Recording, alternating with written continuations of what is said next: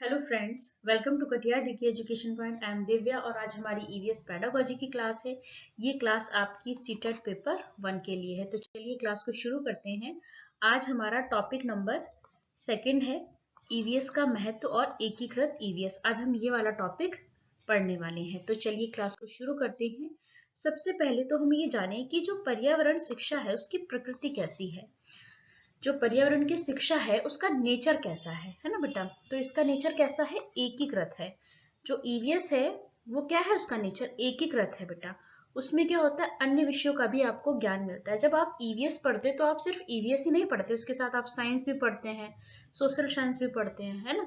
तो क्या है, ये एक एकीकृत विषय है ना। सामाजिकरण की प्रक्रिया है और मानव और पर्यावरण के जो संबंधों का ज्ञान है, व्यवहारिक ज्ञान है, समन्वित शिक्षा है और मानव विकास से संबंधित है। तो जो पर्यावरण शिक्षा की प्रकृति है, तो अगर आपसे ये पूछा जाए तो आप ये पॉइंट ध्यान रखेंगे, कैसा है, एकीकृत है। दूसरा क्या है कि सामाजिकरण की प्रक्रिया है। तीसरा क्या है, मानव और पर्यावरण के संबंधों का ज्ञान है, व्यवहारिक ज्ञान है, समन्वित शिक्षा है और मानव विकास से संबंधित है। तो पर्यावरण जो शिक्षा है उसकी प्रकृति कैसी है, ये यहाँ पे आपने समझ लिया। आगे बढ़ेंगे हम। अच्छा, आज का जो टॉपिक है आपका क्या है, ईवीएस का महत्व और एकीकृत ईवीएस, है ना। ईवीएस का महत्व और एकीकृत ईवीएस। चलिए हम इसको शुरू करेंगे, लेकिन उससे पहले ये कुछ पॉइंट हम समझते हैं कि पर्यावरण अध्ययन जो है वो अपने आप में कोई अलग विषय नहीं है। इसके अंतर्गत विभिन्न विषय जैसे विज्ञान, सामाजिक अध्ययन, पर्यावरण शिक्षा की अवधारणाओं का उपयोग करते हुए प्राथमिक कक्षाओं में इसकी आधार भूमि जो है वो तैयार की जाती है। तो जो पर्यावरण है इसका नेचर कैसा है, एकीकृत है। तो ये अपने आप में कोई एक विषय नहीं है, जबकि इसके अंतर्गत विभिन्न विषयों का समावेश है। कैसे, विज्ञान भी हम पढ़ते हैं इसके अंतर्गत, सामाजिक अध्ययन भी पढ़ते हैं और पर्यावरण की शिक्षा भी मिलती है ना। तो ये क्या है, एक एकीकृत विषय है। दूसरा पॉइंट क्या है कि प्रत्येक विषय के शिक्षण का अपना उद्देश्य और अपना महत्व होता है। आप कोई सब्जेक्ट बच्चे को पढ़ा रहे हैं तो उसको पढ़ाने का जो है उसको पढ़ाने का कोई तो उद्देश्य होगा, उसका कोई तो महत्व होगा, है ना। और इससे विषय की सीखने सिखाने की प्रक्रिया जुड़ी हुई होती है। चलिए आगे बढ़ेंगे हम। अब यहां से शुरू करते हैं हम अपना। सबसे पहले तो हम जानेंगे पर्यावरण अध्ययन का महत्व क्या है। सबसे पहले हम ये समझेंगे, संपूर्ण शिक्षा का उद्देश्य जो है बच्चे की मानसिक, भावनात्मक, है ना, सामाजिक, शारीरिक, सृजनात्मक क्षमताओं का विकास करना है। तो जो संपूर्ण पर्यावरण की जो शिक्षा है उसका उद्देश्य क्या है बेटा, बच्चे की मानसिक, भावनात्मक, सामाजिक, शारीरिक, सृजनात्मक क्षमताओं का विकास करना। यह सिर्फ कक्षाओं में रट्टा मार कर पढ़ने से नहीं होता, बल्कि पर्यावरण के साथ जुड़ाव और अनुभव से होता है। तो जो शिक्षा है, संपूर्ण शिक्षा है, जो उसका उद्देश्य क्या है बेटा, कि बच्चे की मानसिक, भावनात्मक, सामाजिक, शारीरिक और सृजनात्मक क्षमताओं का विकास हो। और वो विकास कैसे होगा, सिर्फ क्लास में रट्टा मारकर पढ़ने से नहीं होगा। कैसे होगा, जब बच्चा पर्यावरण के साथ जुड़ाव महसूस करेगा, है ना, उसके अपने कुछ अनुभव होंगे, उससे होगा। अगला पॉइंट क्या है बेटा, पर्यावरण अध्ययन के मुख्य केंद्र बिंदुओं में से एक है बच्चों को वास्तविक संसार जिसमें वे रहते हैं उससे परिचय उनका करवाना। तो जो पर्यावरण अध्ययन है बेटा, है ना, तो इसके मुख्य बिंदुओं में से एक क्या है कि बच्चों को वास्तविक संसार से जिसमें वो रहते हैं उससे परिचय कराना, है ना। पर्यावरण अध्ययन की परिस्थितियों तथा अनुभव उन्हें अपनी प्रकृति और मानव निर्मित परिवेश की छानबीन करने और उनसे जुड़ने में सहायता करते हैं। चलिए आगे बढ़ेंगे हम। पर्यावरण अध्ययन जो है वो बच्चों को पर्यावरण में होने वाली अनेक घटनाओं एवं क्रियाकलाप के बारे में अपनी समझ का विकास करने में सहायता करता है। जो पर्यावरण अध्ययन होता है बेटा, वो बच्चों को पर्यावरण में होने वाली अनेक घटनाओं, क्रियाकलापों के बारे में अपनी समझ का विकास करने में सहायता करते हैं। और इसके द्वारा क्या होता है कि उन्हें सीखने के लिए प्रत्यक्ष अनुभव प्रदान किए जाते हैं। अगला पॉइंट क्या है बेटा, हम अपने अस्तित्व एवं जीवन की निरंतरता के लिए अपने पर्यावरण पर निर्भर करते हैं। हम अपने अस्तित्व के और जीवन की निरंतरता के लिए किस पर निर्भर हैं, पर्यावरण पर निर्भर हैं। इस संदर्भ में प्रत्येक व्यक्ति का नैतिक कर्तव्य है कि हम अपने पर्यावरण की रक्षा और संरक्षण करें, है ना। ऐसा करने के लिए इस बात की समझ अत्यावश्यक है कि हमें पर्यावरण की संरचना क्या है, इसका महत्व क्या है, और इस पर्यावरण अध्ययन जो है इसमें सहायता करता है। जो पर्यावरण की संरचना और इसका महत्व है, इस सबको समझने में हमारी कौन मदद करता है? पर्यावरण अध्ययन जो है हमारी सहायता करता है। तो पर्यावरण अध्ययन जो है, अगर आप पर्यावरण का अध्ययन करेंगे तो आपको समझ में आएगा कि इसकी संरचना कैसी है, इसका महत्व क्या है, और किस तरीके से हम अपने अस्तित्व के लिए, अपने जीवन की निरंतरता को बनाए रखने के लिए हम पर्यावरण पर कैसे हम निर्भर हैं, हम ये समझेंगे। कब समझेंगे? जब हम पर्यावरण का अध्ययन करेंगे। आगे बढ़ते हैं हम। पर्यावरण अध्ययन जो है बच्चों को यह समझ प्रदान करता है कि हम किस प्रकार से अपने भौतिक, जैविक, सामाजिक तथा सांस्कृतिक पर्यावरण के साथ पारस्परिक क्रियाकलाप करते हैं और उसके द्वारा प्रभावित होते हैं। तो जो पर्यावरण का अध्ययन है बेटा, उससे क्या बच्चों को समझ आएगा कि हम किस तरीके से अपने भौतिक, जैविक, सामाजिक और सांस्कृतिक पर्यावरण के साथ क्रियाकलाप करते हैं और कैसे हम उसके द्वारा प्रभावित होते हैं। अगला पॉइंट क्या है बेटा इसमें?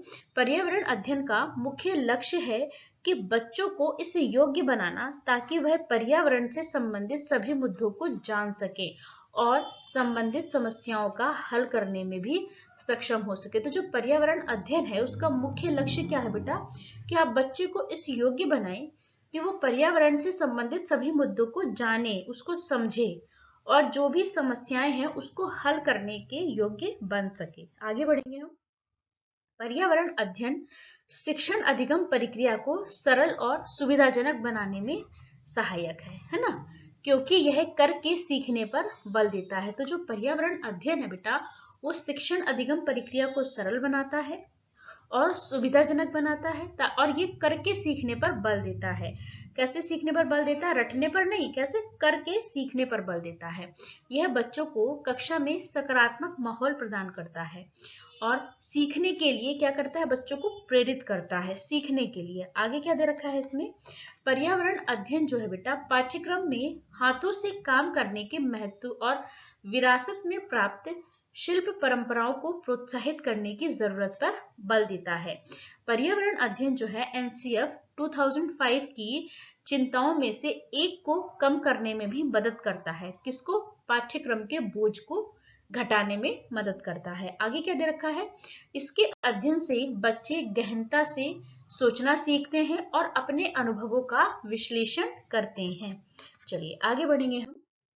इस प्रकार के अनुभव जो है बच्चों में सामूहिक कौशलों का विकास करने में सहायता करते हैं और यह उन्हें दल के साथ घुलने मिलने के कुछ प्राथमिक कौशलों का विकास करने में भी सहायता करते हैं। जैसे टीम वर्क करना है ना, दल के साथ काम करना, उनकी बात सुनना है ना, और उनसे बात करना है ना, उनकी बात सुनना, उनसे बात करना सीखना। तो क्या होता है कि बच्चे जो है सामूहिक रूप से काम करने का विकास होता है, बच्चे में सामूहिक कौशलों का विकास होता है, वो समूह में काम करना सीखते हैं, है ना, टीम वर्क कैसे किया जाता है, उनकी बात सुनते हैं और उनसे बात करना भी सीखते हैं। इसी के साथ बच्चों में दूसरों के दृष्टिकोण एवं विश्वासों के प्रति भावनाओं का विकास होता है। यह विचारों, अनुभवों, है ना, लोगों, भोजन, भाषा, पर्यावरण और सबसे अधिक सामाजिक सांस्कृतिक रिवाजों एवं आस्थाओं की कदर करना जो है बच्चे सीखते हैं यहाँ पर। तो इसी के साथ साथ बच्चों में और किस चीज का? एक तो बच्चा सामूहिक कौशलों का विकास होता है, वो समूह में काम करना सीखता है। दूसरा क्या होता है कि इससे क्या होता है, बच्चे में दृष्टिकोण और विश्वास के प्रति जो भावनाओं का विकास होता है, वह विचारों, अनुभवों, लोगों, है ना, भोजन, भाषा, पर्यावरण और सबसे अधिक जो है सामाजिक सांस्कृतिक रिवाजों और आस्थाओं की क्या करता है? कदर करना सीखता है। आगे बढ़ेंगे हम। अपने शुरुआती वर्षों में बच्चे के ऐसे अनुभव उन्हें बड़े होकर लोकतांत्रिक देश के अच्छे नागरिक बनने में सहायता करते हैं। और अगला पॉइंट क्या है? अधिगम इर्द गिर्द के पर्यावरण, प्रकृति, वस्तु और लोगों के साथ क्रिया एवं भाषाओं के द्वारा संपर्क बनाने से होता है। अधिगम कैसे होता है? लर्निंग कैसे होती है? आसपास के पर्यावरण, प्रकृति, वस्तु एवं लोगों के साथ क्रिया एवं भाषाओं के द्वारा संपर्क बनाने से होता है। खोजना तथा खुद काम करना, प्रश्न करना, सुनना, सहक्रिया करना, ये तो मुख्य क्रियाएं होती हैं। क्या करना? खोज करना, खोजना, है ना, और खुद काम करना, प्रश्न पूछना, सुनना, सहक्रिया करना, ये क्या है, ये मुख्य क्रियाएं हैं। इनके माध्यम से क्या होता है बेटा, अधिगम होता है। और पर्यावरण जो अध्ययन है वो क्या करता है, इसमें सहायता करता है। आगे बढ़ेंगे हम। अब ईवीएस की विशेषताएं क्या है बेटा, है ना। तो ईवीएस की विशेषताएं क्या है, यह प्रासंगिक है। क्या है, ये प्रासंगिक है। चाइल्ड सेंटर्ड है, क्या है, शिक्षार्थी केंद्रित है। ये मूल्यों पर आधारित है, ये है ना। व्यवहारिक अवधारणाएं हैं, किस पर आधारित है, मूल्यों पर आधारित है। और क्या है, व्यवहारिक अवधारणाएं हैं। आगे बढ़ेंगे हम। एकीकृत पर्यावरण अध्ययन, है ना। अब क्या हम पढ़ेंगे, एकीकृत पर्यावरण अध्ययन, है ना। इसमें क्या है बेटा, हमारी राष्ट्रीय पाठ्यचर्या की रूपरेखा 1975, 1988, 2000 और 2005 इस बात को ध्यान में रखकर बनाई गई कि पर्यावरण की सुरक्षा जो है महत्वपूर्ण है। तो हमारी राष्ट्रीय पाठ्यचर्या रूपरेखा कौन कौन सी, 1975, 1988, 2000, 2005 किस बात को ध्यान में रखकर बनाई गई कि जो पर्यावरण है इसकी सुरक्षा क्या है, महत्वपूर्ण है। चलिए अगला पॉइंट पढ़ेंगे। राष्ट्रीय शिक्षा नीति 1986 में पर्यावरण के बचाव को केंद्र में रखकर ही राष्ट्रीय पाठ्यचर्या विकास की बात कही गई है। जो राष्ट्रीय शिक्षा नीति है 1986, है ना, ये क्या हमने पढ़ा, राष्ट्रीय पाठ्यचर्या की रूपरेखा। और ये क्या है, राष्ट्रीय शिक्षा नीति 1986 में पर्यावरण के बचाव को केंद्र में रखकर ही राष्ट्रीय पाठ्यचर्या विकास की बात कही गई। अर्थात यह संपूर्ण शिक्षा का एक महत्वपूर्ण उद्देश्य है ना। अगला पॉइंट क्या है बेटा, राष्ट्रीय स्तर पर NCERT द्वारा विकसित सभी पाठ्यचर्या में इस बात पर ध्यान देने पर विशेष बल दिया गया। चलिए आगे बढ़ेंगे हम। वर्ष 1975 की राष्ट्रीय पाठ्यचर्या में प्राथमिक कक्षाओं में पर्यावरण को एक अलग विषय के रूप में पढ़ाने की बात की गई थी, है ना। इसमें यह प्रस्तावित किया गया था कि पर्यावरण अध्ययन के रूप में प्राथमिक कक्षाओं में कक्षा 1 और 2 में प्राकृतिक और सामाजिक दोनों को सम्मिलित पाठ्यक्रम के रूप में पढ़ाया जाना चाहिए, तथा कक्षा 3 से 5 तक इनमें जो है 2 विषयों के रूप में, है ना, 2 विषयों के रूप में, अर्थात पर्यावरणीय अध्ययन 1 प्राकृतिक विज्ञान और पर्यावरण अध्ययन 2 सामाजिक विज्ञान जो है वो पढ़ाया जाना चाहिए, है ना। राष्ट्रीय शिक्षा नीति 1986 तथा राष्ट्रीय पाठ्यचर्या की रूपरेखा 1988 में पर्यावरण अध्ययन के बारे में उपयुक्त व्यवस्था को ही मंजूर किया गया था। आगे बढ़ेंगे हम। बोझ रहित जो है अधिगम, इसमें क्या है बेटा, बोझ रहित अधिगम, है ना। शिक्षा राष्ट्रीय सलाहकार समिति की रिपोर्ट 1993, ईश्वर भाई पटेल समीक्षा समिति 1977, NCERT कार्य समूह 1984 और शिक्षा के लिए समीक्षा समितियों पर राष्ट्रीय नीति 1990 ने सीखने के कार्यों को आसान करने के लिए छात्रों पर शैक्षणिक बोझ को कम करने के लिए कई सिफारिशें की, लेकिन कम होने के बजाय यह समस्या और अधिक तीव्र हो गई और इसीलिए संसाधन विकास मंत्रालय ने छात्रों का शैक्षणिक बोझ बढ़ाने की समस्या की जांच करने के लिए 1992 में एक सलाहकार समिति की स्थापना की। ठीक है, इस उद्देश्य में शामिल है जीवन भर स्वयं सीखने और कौशल तैयार करने के लिए क्षमता सहित गुणवत्ता में सुधार करते हुए सभी स्तरों पर छात्रों का भार है उसको कम करने के लिए तरीके और साधन जो हैं वो सुझाना, है ना। चलिए आगे बढ़ेंगे हम। इस समिति ने एक रिपोर्ट प्रस्तुत की 1993 बोझ रहित शिक्षण। इस रिपोर्ट के बाद पर्यावरण शिक्षा पाठ्यक्रम पर निर्णय को काफी हद तक इसके द्वारा निर्देशित किया गया था। NCF 2000, है ना, राष्ट्रीय पाठ्यचर्या की रूपरेखा 2000। NCF 2000 ने पहली बार यह सुझाव दिया कि विभिन्न विषयों की विचार और अवधारणाओं को एकीकृत किया जाए। क्या किया जाए, एकीकृत किया जाए। जैसे भारत की संस्कृति, सांस्कृतिक विरासत, पर्यावरण की सुरक्षा, परिवार प्रणाली, कानून, है ना, कानून संरक्षकता, मानवाधिकार, शिक्षा, वैज्ञानिक सोच का पोषण इत्यादि। एनसीएफ 2000 ने पहली बार पर्यावरण अध्ययन को सामाजिक अध्ययन और विज्ञान के रूप में पृथक पृथक न कर एकीकृत रूप में पढ़ाने की सिफारिश की। तो कब की गई थी? एनसीएफ 2000 में ये सिफारिश की गई थी। इसके अनुसार कक्षा 1 और 2 में इसे पाठ्यक्रम के अलग से विषय के रूप में नहीं रखेंगे। इसे भाषा और गणित के विषयों के साथ एकीकृत कर पढ़ाने के लिए कहा गया। तो जो आपकी पहली और दूसरी क्लास होती है बेटा, उसमें पर्यावरण को कैसे सिखाया जाता है? भाषा और गणित के विषयों में सम्मिलित करके, एकीकृत करके, भाषा और गणित के माध्यम से उसको सिखाया जाता है। गणित की सामग्री बच्चे के नजदीकी पर्यावरण के चारों ओर बनाई जानी है ना। फिर आगे क्या है? कक्षा 3 से 5 में बच्चों को पर्यावरण उनके प्राकृतिक और सामाजिक रूप में विभक्त न करते हुए, जो कक्षा 3 से कक्षा 5 है वहां पर बच्चों को पर्यावरण को उनके प्राकृतिक और सामाजिक रूप में विभक्त ना करके एक संपूर्ण विषय के रूप में पढ़ाने की बात की गई। यहाँ पर कक्षा 3 से कक्षा 5 तक है। आगे बढ़ेंगे हम। एनसीएफ 2005, ये बहुत इंपॉर्टेंट है ना। एनसीएफ 2005 ने प्राथमिक कक्षाओं में पर्यावरण अध्ययन को एकीकृत रूप में ही सशक्त रूप से पढ़ाने पर बल दिया। कैसे? एकीकृत रूप में। कक्षा 1 और कक्षा 2 में पर्यावरण संबंधित कौशलों और सरोकारों को भाषा और गणित के माध्यम से संबंधित करने की संस्तुति की गई और कक्षा 3 से 5 तक एक विषय के रूप में पढ़ाए जाने की संस्तुति की गई। आगे बढ़ेंगे हम।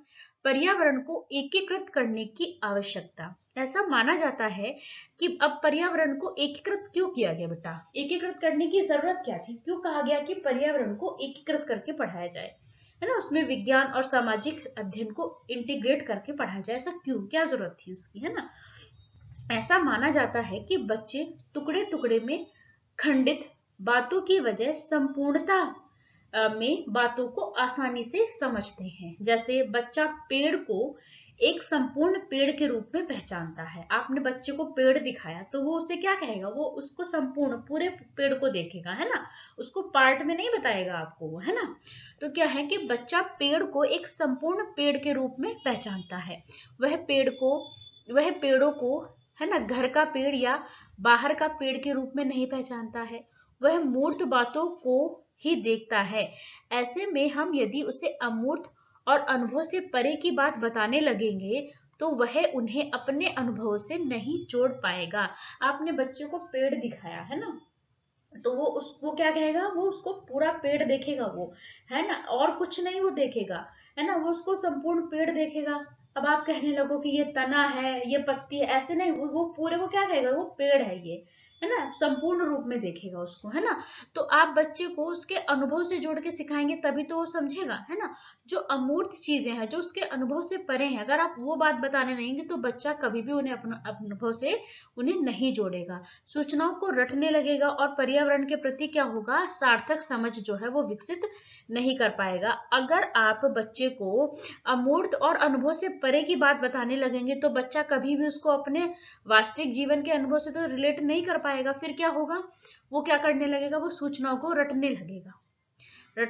फिर क्या होगा? पर्यावरण के प्रति जो उसकी समझ है वो विकसित वो नहीं कर पाएगा, है ना। आगे बढ़ेंगे हम। एनसीईआरटी द्वारा कक्षा 3 से 5 तक जो है पर्यावरण अध्ययन के पाठ्यक्रम को एकीकृत स्वरूप प्रदान करने के लिए इस विषय को 6 थीमों में बांटा गया, है ना। किस में बांटा गया? 6 थीमों में बांटा गया, है ना। चलिए, वो कौन कौन सी 6 थीम है आपकी? परिवार और मित्र। पहली कौन सी थीम है? परिवार और मित्र। दूसरी क्या है? भोजन, जल, आवास, यात्रा, चीजें जो हम बनाते हैं और करते हैं, है ना। ऐसे ही जो आपकी पहली थीम है परिवार और मित्र, इसकी क्या है? 4 सब थीम भी हैं। कौन कौन सी? संबंध, कार्य एवं खेल, जानवर और पौधे। ये क्या है? इसकी 4 सब थीम भी हैं। चलिए आगे बढ़ेंगे हम। राष्ट्रीय पठ्यचर्या रूपरेखा, एनसीएफ 2005, है ना। तो जो एनसीएफ है बेटा, राष्ट्रीय पाठ्यचर्या की रूपरेखा जो 2005 है, एक ऐसा दस्तावेज है जिसमें ऐसे विषयों पर चर्चा की गई है कि बालकों को क्या और किस प्रकार पढ़ाया जाना है। अब हम एनसीएफ 2005 के बारे में समझेंगे और ये बहुत इंपॉर्टेंट है, आपके क्वेश्चन बनते हैं यहाँ से, है ना। तो इसमें क्या बताया गया बेटा कि जो राष्ट्रीय पाठ्यचर्या की जो रूपरेखा है ना, एनसीएफ 2005 है, वो एक ऐसा दस्तावेज है जिसमें ऐसे विषयों पर चर्चा की गई है कि बालकों को क्या और किस प्रकार से पढ़ाना है। अगला पॉइंट क्या है बेटा इसमें, राष्ट्रीय पाठ्यचर्या की रूपरेखा 2005 की उत्पत्ति जो है रविंद्रनाथ टैगोर के सभ्यता और प्रगति नामक निबंध से हुई है। तो जो आपका एनसीएफ 2005 है, इसकी उत्पत्ति कहाँ से हुई है, रविंद्रनाथ टैगोर की सभ्यता और प्रगति नामक निबंध से इसकी उत्पत्ति हुई है। ये बहुत इंपॉर्टेंट है, एनसीएफ 2005 बहुत ज्यादा इंपॉर्टेंट है ना। अगला पॉइंट क्या है, राष्ट्रीय पाठ्यचर्या की रूपरेखा 2005 का अनुवाद संविधान की 8वीं अनुसूची में दी गई भाषाओं में भी किया गया है। तो जो संविधान की 8वीं अनुसूची में जो भाषाएं दी गई हैं उसमें भी इनका अनुवाद किया गया है। एनसीएफ 2005 को प्रोफेसर यशपाल की अध्यक्षता में तैयार किया गया है। तो जो आपका राष्ट्रीय पाठ्यचर्या की रूपरेखा 2005 है, उसको प्रोफेसर यशपाल की अध्यक्षता में तैयार किया गया है ना। राष्ट्रीय पाठ्यचर्या की रूपरेखा 2005 के कुछ मार्गदर्शी सिद्धांत हैं और ये सिद्धांत आपको हमेशा याद रखने हैं। जो आपके पेडागोजी के क्वेश्चन होते हैं ना बेटा, वो बहुत ज्यादा आपको करने में हेल्प मिलेगी। देखो इसमें क्या है, इसको आसानी से समझेंगे कि जो ज्ञान है, जो शिक्षा है, उसको स्कूल के बाहरी जीवन से जोड़ा जाए। आप बच्चों को जो भी सिखा रहे हैं वो उसकी रियल लाइफ से कनेक्ट करके उसको समझाइए। जो ज्ञान दे रहे हैं उसको स्कूल के बाहर की दुनिया से जोड़कर उसको सिखाइए। ये पॉइंट आप याद रखना, डायरेक्ट क्वेश्चन बनते हैं आपके यहाँ से, है ना। पढ़ाई को रटंत प्रणाली से मुक्त करना है, पढ़ाई को रटने की प्रणाली से हमें मुक्त करना है। ये ध्यान रखेंगे, कहीं भी आए याद करना, रटना, क्वेश्चन में कहीं भी आए वो हमेशा गलत होता है। हम बच्चे को कभी भी रटने के लिए नहीं कहेंगे, है ना। याद करना, रटना, ये सब नेगेटिव पॉइंट होते हैं आपके, है ना। तो क्या करना है कि ज्ञान जो है उसको स्कूल के बाहर के जीवन से जोड़ना है। दूसरा क्या है, पढ़ाई को रटंत प्रणाली से बिल्कुल मुक्त करना है ना, समझ पर आधारित बनाना है उसको, है ना। तीसरा क्या है, पाठ्यचर्या जो है पाठ्य पुस्तक केंद्रित ना हो। जो पाठ्यचर्या है आपकी पाठ्य पुस्तक केंद्रित नहीं होनी चाहिए। अगला पॉइंट क्या है बेटा, परीक्षा को अधिक लचीला बनाना है और क्लास में जो है गतिविधियों से जोड़ना है। जो परीक्षा है उसको कैसा बनाना है, लचीला बनाना है और कक्षा की गतिविधियों से उसको जोड़ना है। अगला क्या है पॉइंट आपका, राष्ट्रीय मूल्यों के प्रति आस्थावान विद्यार्थी जो है वो तैयार किए जाएं। कैसे, राष्ट्रीय मूल्यों के प्रति आस्थावान बच्चे हमें तैयार करने हैं। तो ये बहुत इंपॉर्टेंट है, आपके डायरेक्ट क्वेश्चन ऐसे बनते हैं कि जो परीक्षा प्रणाली वो कैसी होनी चाहिए, लचीली होनी चाहिए, है ना। और जो आपकी क्लास है वो कैसी होनी चाहिए, चाइल्ड सेंटर्ड होनी चाहिए। ऐसा नहीं है कि टीचर सेंटर्ड है क्लास, नहीं, वो गलत होता है। कैसी होनी चाहिए, बाल केंद्रित होनी चाहिए आपकी क्लास, है ना। चलिए, तो आज की क्लास हमने कंप्लीट कर ली है।